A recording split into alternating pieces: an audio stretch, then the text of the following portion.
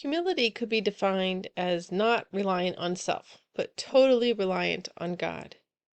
The king of Assyria thought he had strength and wisdom. Verse 13, he says, "By the strength of my hand I have done it, and by my wisdom, for I have understanding." But God brings down the proud.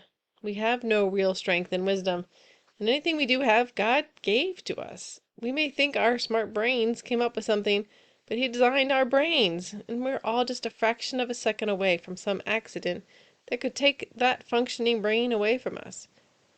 Here's God's response to the king thinking he could do anything at all on his own. It's found in verse 15. Shall the axe boast over him who hews with it? Or the saw magnify itself against him who wields it? As if a rod should wield him who lifts it, or as if a staff should lift him who is not wood. God is basically saying that the king is just a tool in God's hands to use as he pleases. The tool doesn't get a say in how it's used, and certainly has no control over the one holding it. There is a word here that Israel will learn: humility. It doesn't use that word, but it talks about them leaning on the Lord. Here's verse 20.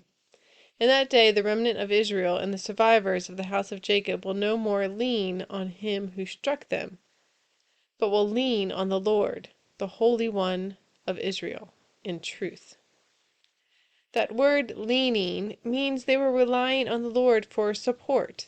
Their rest was in the Lord. Before, they had leaned on the one who struck them. How foolish we are, relying on the very thing hurting us. People rely on credit and get into more debt as an example of leaning, relying on one that will strike you, will hurt you.